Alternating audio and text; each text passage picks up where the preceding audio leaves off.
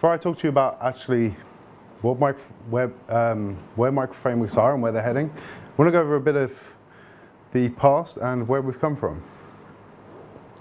So, way back in the dark ages, eons ago, in the ripe old age of 1995 AD, Netscape dropped something on us that would later become known as JavaScript. Yeah. Trouble with this is, about a year later, IE also dropped something on us called JScript, which was remarkably similar but not quite. So we ended up with code like this. So standard practice was to wrap pretty much every difference in an if statement, sometimes the entire script. And over time, we got a bit better at how we were doing this, and we started to abstract away some of these problems. And we'd end up with functions that encapsulated the differences between the browsers. And everyone at that point, in essence, was a framework developer. We would all have our little utilities bookmarks that we would go through. We'd find the tools that matched the problem we were trying to solve, and we bring in what we needed, and off we went. And we did this with every new project over and over again. Yeah. So, and this pretty much carried on for the next 10 years. And then out of the Ruby on Rails project came Prototype. Prototype was the first third-party library. And part of the joys of Prototype was that by modifying the object prototypes of the native DOM object prototypes, we could kind of unify the interface and give us some cross-platform interface. But there was some downsides to this. There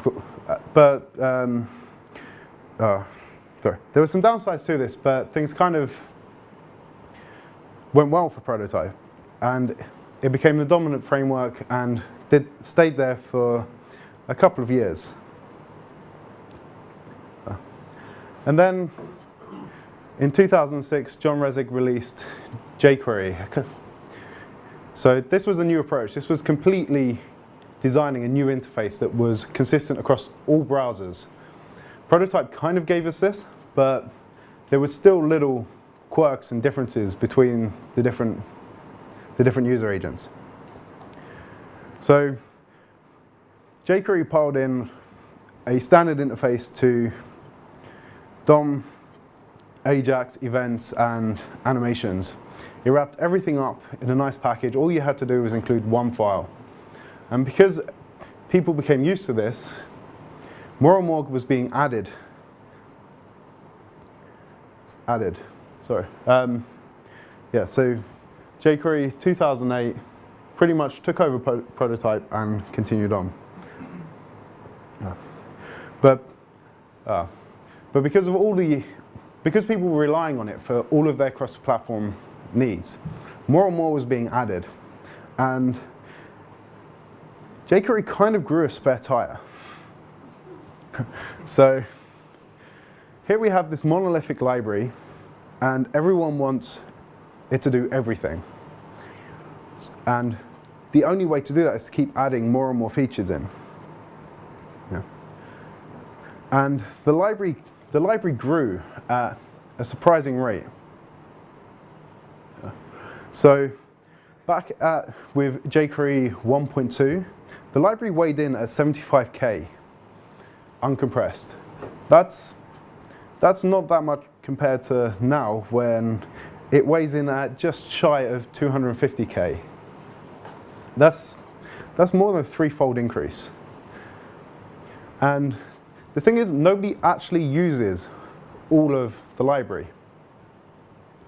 So if you're including Jquery just for the selector engine, or you just want to have a unified interface to the DOM, or just want to fire off some Ajax requests, you don't really need the bulk of the code, which is wrapping things like animations and such. So, yeah. So, and size matters. Anyone that tells you not, that it doesn't, is humoring you. But yeah, in the case of page load, size does matter. And every extra byte we add to our page, we need to weigh up against the potential loss of user engagement that occurs by keeping our users waiting. I'm not going to go too much into this. There's plenty of research out there by Google and people way smarter than me that have proven a direct correlation between page load and user abandonment and conversion. And this may not be too much of a big deal. It wasn't that bad with the growth of these libraries. As everyone has broadband speeds are ever increasing, and then along came mobile. And on mobile, everything changes. Suddenly we've taken this huge jump backwards in connection speeds, and this is all stuff we need to worry about again.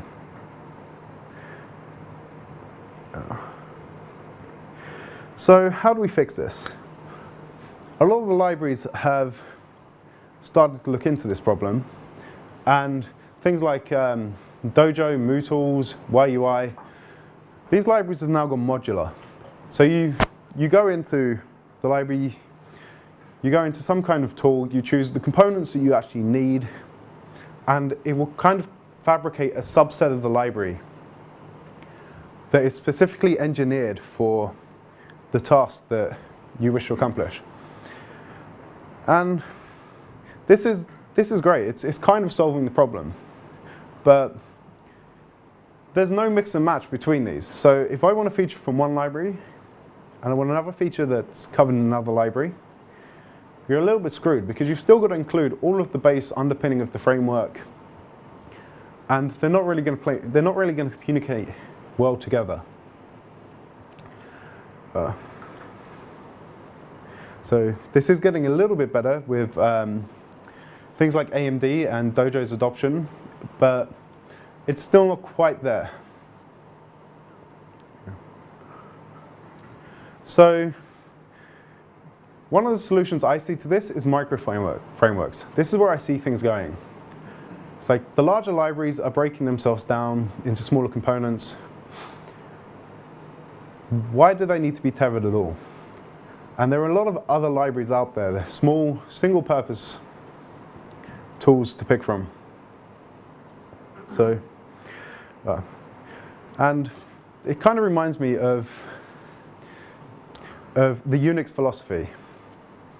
I'm a bit of a Linux nerd, and the Unix philosophy basically says to write small programs that do one thing and do that well, to write programs that work well together, and to write programs that handle text streams, because that's the universal interface.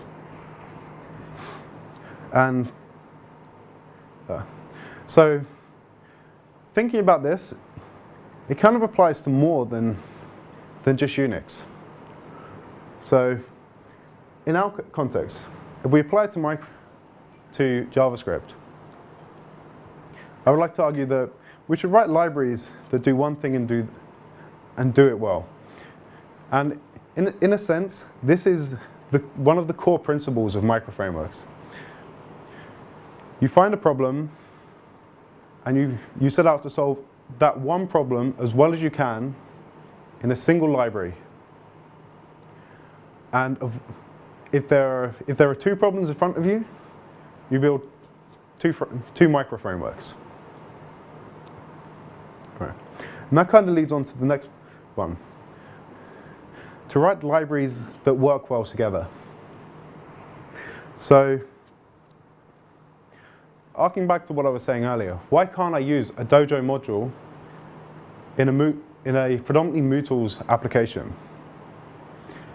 Things should be working well, sitting alongside each other, and playing nice. Part of this is solvable through things like AMD modules. Another way of dealing with it is arcing back to even more old school practices, such as namespacing your code and keeping everything under one global. And then there's the third principle, which is to communicate it over a common interface. This is something we don't quite have at the moment. Microframeworks, as they stand, all implement the interface that the developer thought best. This isn't too bad of a thing because it's still a fairly new field. So the optimum interfaces for different kinds of library probably haven't quite been rationalized out and found yet. But over time, I think it would be nice to see things head more towards a standard interface for things like selector engines, and also for events and so on. But there is already some work in achieving this. Yeah. There is a project out there called Ender.js. It's a project by Dustin Diaz. What Ender does is, for any microframework that has been enabled for Ender, which normally involves writing a small wrapper to go alongside the existing framework, you can create a monolithic framework of your own, but only containing the modules that you need based on a selection of microframeworks. So you would go out, you would find the selector engine, the DOM library, and the Ajax library that best suit the needs of your application. And then theoretically, Ender will combine these into one Jquery-like package. And as a proof of concept, there's the Jish library. This is a kind of standard distribution for Ender. It's made up of the DOM-ready library, which handles your onload event, the query selector engine, the Bonzo DOM library, and the Bean events library. And when you combine all these together with Ender, you get something that looks a little bit like this, which to me seems fairly familiar. It's most of the you get the standard bind style syntax that you're used to from Jquery, standard CSS successor for setting styles and things, and the standard utility functions for things like mapping an array or calling an Ajax function. And this is the way I really see things heading.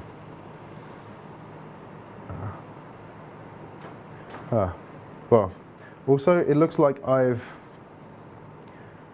rushed through this a bit too quickly, and that's all. But let's say I was hoping for a large Q&A anyway, but does anyone have any questions? Yeah? I thought the problem with page load mostly went away with these big libraries being served by content delivery networks. Okay, so the question was that though most of these problems with page load speed go away with libraries being served by standard content delivery networks. Okay, so that's all. The content delivery network idea is all well and good, but it's still not without fault. There was an incident a couple of weeks ago where OpenDNS added the Google Ajax library's CDN domain to their list of phishing domains, which basically meant that anyone using OpenDNS had no access to any of the libraries hosted by Google, and suddenly half the JavaScript-based sites on the internet broke. So this hit big sites like play.com, and which is where I think I noticed it. And it's like that's not really those sort of things are still a gamble. It's like they do solve some of the problems, and CDNing your libraries does solve some issues, but also when you start looking at things like YUI and Dojo, the pure number of actual files that are involved in those libraries being loaded in, the centralized approach probably isn't going to help as much as it does with, say, Jquery. Sorry. Any other questions? Yep. Most of Jquery's bloat is just to handle browser incompatibilities. Like, surely switching to a micro framework, you're then going to sort of have to add the extra in to cope with the browser incompatibilities. You're going to end up where you started with. Like, how is switching to a micro library going to get around the problem of having to overcode stuff just to deal with old browsers? Okay, so the question was that if most of the bloat in Jquery is dealing with browser incompatibilities, how is switching to a micro framework going to remove that bloat?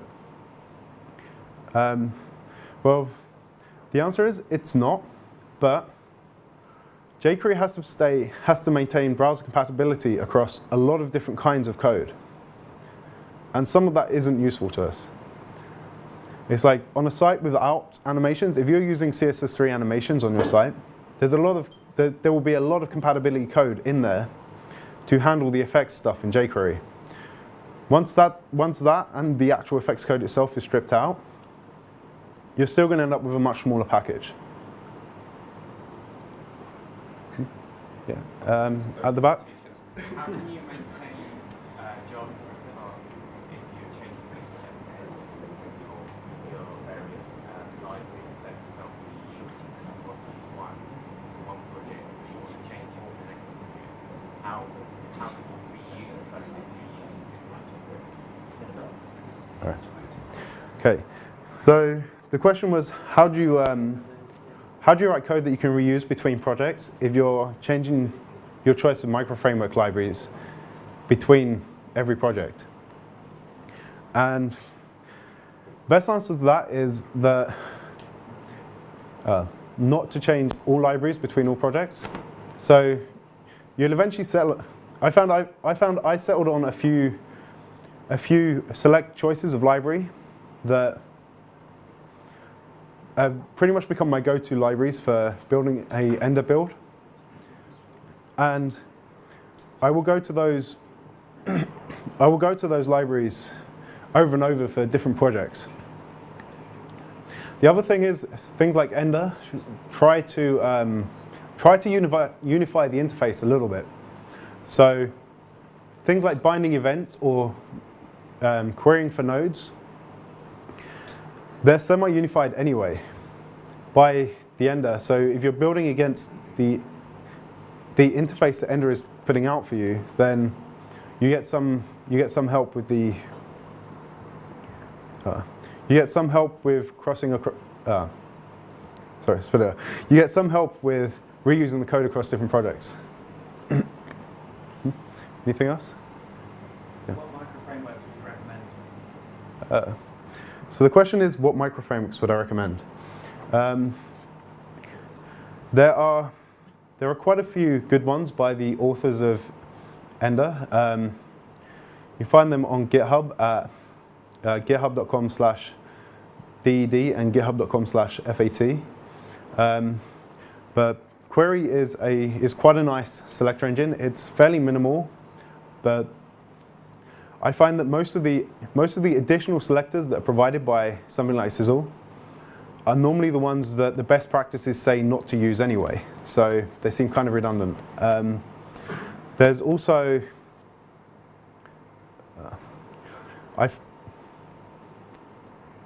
sorry, I'm trying to remember off the top of my head here.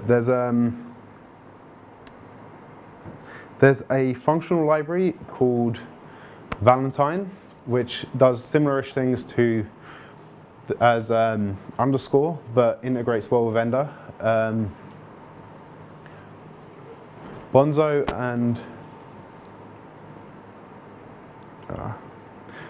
and Bean are not too bad for the events and DOM stuff as well. There's Request, which is spelled, sorry, Query and Request are both spelled a bit weirdly.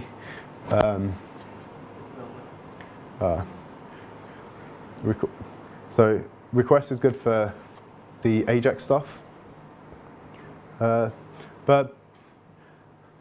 that's just my use cases. It's like there is a really good resource called microjs.com, which has a large chunk of the micro frameworks that are available.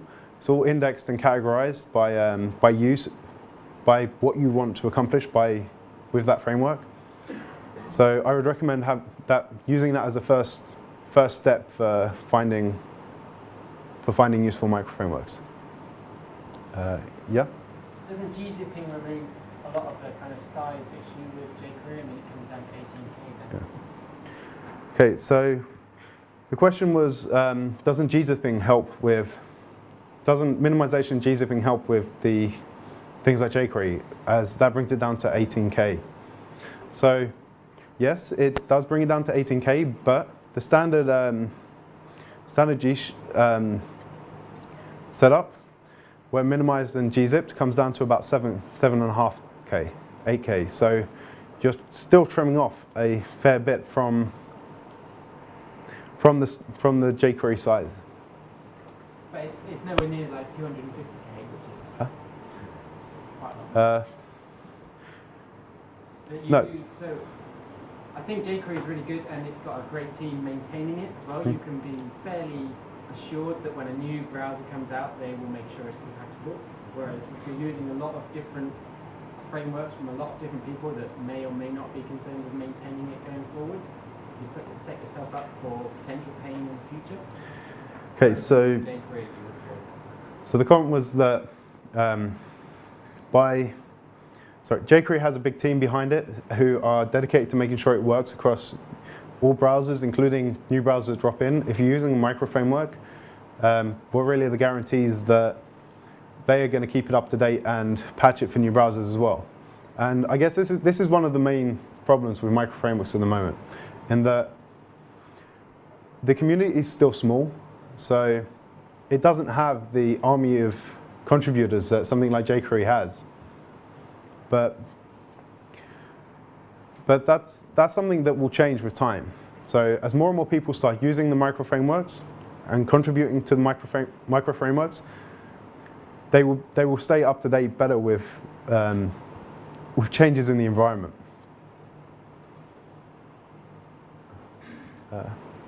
Yep. So just want to ask, does Ender, right? Yeah. Does it do something intelligent in the back to merge these frameworks together? Because if you're on a system where your files are in different boxes, for example, does it have to do different HTTP requests before it merges this into the framework and give it back? Because that basically, the more frameworks you use, you have a lot of overhead and you end up with the same problem. Okay, so the question is, does Ender do anything intelligent about merging these libraries together and giving you a cohesive framework, or is it loading them in separately, which would have a lot of HTTP overhead? Ender is a Node.js application. It's intended to be run on the command. It's a command line call similar to things like CoffeeScript, where it runs in your command line and it piggybacks onto the NPM packaging system that is used for Node.js itself. So when you build something with Ender, it will download all of the frameworks via the NPM repository, save them onto your local machine, it will then combine them together with the Ender modules, sorry, with the Ender adapters for each of those to glue everything together. And then it will run it through Uglify.js to give you a compressed version as well. And once you have those files, you can then run additional commands through Ender that will add additional frameworks into that build and recompress. So in the end, you end up with a single file to upload to your web server or CDN and distribute out to the browsers.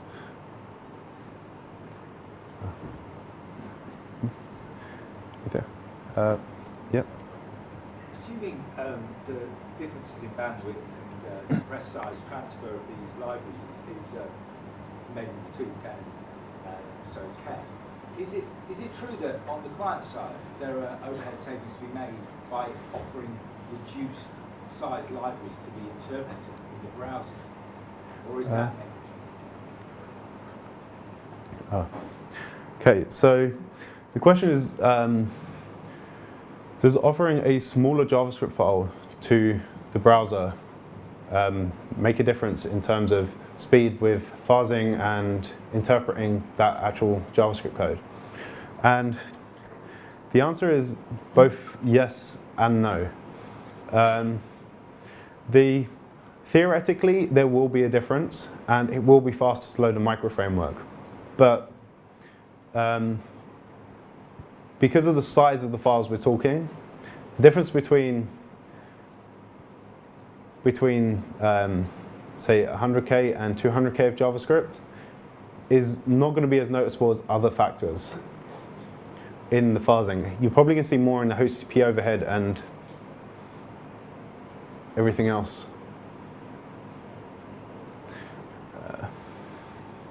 Okay. Yeah. You know, what we just said about 100K and 100K not making much of a difference kind of defeats your point. Yeah. Sorry, that was in the actual parsing of the file, though, running it through the scripting interpreter. Considering that an average logo is more than 100K, say, the size, the physical size of the files is not that noticeable anyway. So I'd say that the interpreter is much more of a factor here, really. So here's 1 point for Microframeworks for being smaller, less processing time, right? Well, as I was saying, with the speed of modern JavaScript interpreters, the actual parsing time of a JavaScript file is, depending on size, with the sizes that we're looking at, isn't going to make much of a difference. The benefits come from the reduced HTTP overhead, which is where most of the bottlenecks are in modern web applications. Well, with the initial load of web applications. So there's other factors that play in as well, such as the cache sizes on certain mobile devices and so on. But the actual time spent parsing the JavaScript is the JavaScript file is going to be roughly the same with the differences that we're looking at.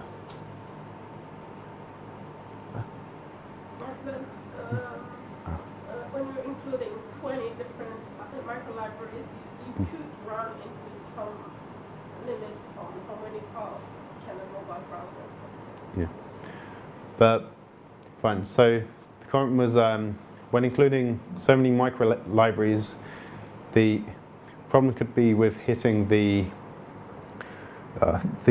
maximum number of files on certain mobile devices. So just because you're using multiple libraries, you shouldn't actually be fetching each one separately. Best practice would be to concatenate them all together, or to use a tool like Ender, which will wrap them all up in a single file and put a common interface in front of it. Sorry. So how does this then differ from me just using jQuery and loads of other stuff and just splicing it all into one JavaScript file before I deploy it to live, reducing it to a single HTTP request? Okay, so the question was, how does this differ This from is what I do. taking jQuery and adding a whole bunch of additional libraries and concatenate that into one file and deploying that to live? And the thing is, it doesn't differ that greatly. The main difference is that you're avoiding the bloat that comes with jQuery, and instead of having one monolithic framework plus a half dozen microframeworks to fill in the gaps, you'd end up with a couple extra microframeworks and still achieve the same result, but at a lower file size and therefore less of an impact on the download. And it gives you a bit more freedom with the selection of features as well. Any other questions? Yep. Can you show us any examples and, if possible, statistics, comparative statistics with both approaches? Sorry? Some real examples and, if possible, statistics of what the difference in time. Might have to do that. Yeah. I don't have any statistics. So I don't have any statistics in a showable state that I can show now, but I can maybe sort something out in the future. Can you refer to any websites you already use these microframeworks? Sorry? Can you refer us to any websites you use these microframeworks? Off the top of my head, without rolling off a list of clients, not really, but there are a lot of sites out there that are still using the more hybrid approach with microframeworks alongside monolithic frameworks, such as even sites like Twitter are pulling in things like Moustache, which is a microframework. Backbone, another microframework, which is being used all over the place. Sorry? Yeah, I'm having Zepto shouted out, which is kind of a microframework, I guess. It's just for WebKit. Yeah. Yeah.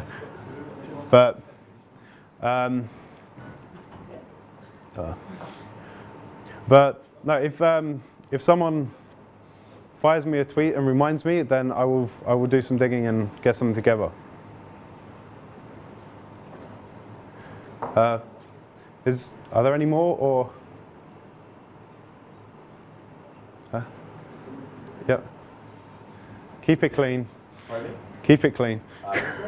The thought I have is that as you're describing microframeworks and you're describing the last page that you just had, with some of the limited components added together into a jQuery-like solution, wouldn't an option be that you could go to jQuery and having jQuery modularized in some fashion that I'd say, I just want the selector engine and so on, push a button, and just like downloading the whole library, downloading the modules, micro-modules for jQuery. Would that be an idea? Okay, so the question was, as with Ender combines things into a jQuery style interface, wouldn't another option be to have jQuery more modularized and being able to choose just as the features you want and getting kind of custom built for that? This is something that jQuery are actually working on at the moment, and Paul Irish, I think, is leading the effort on it.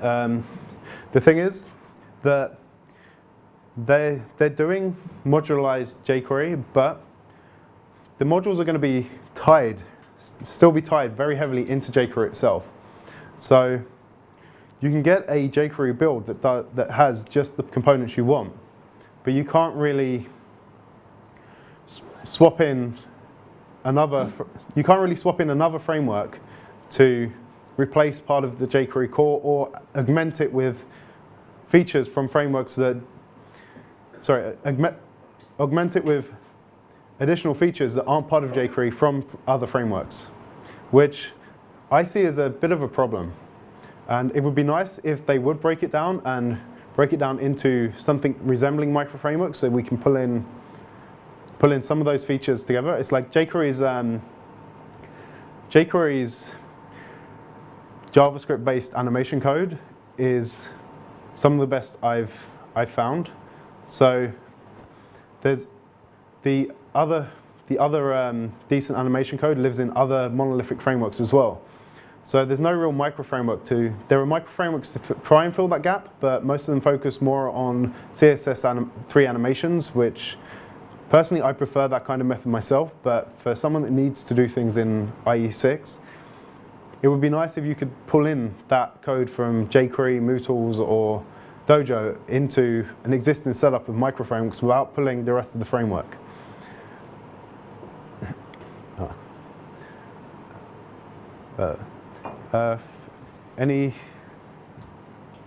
Any more?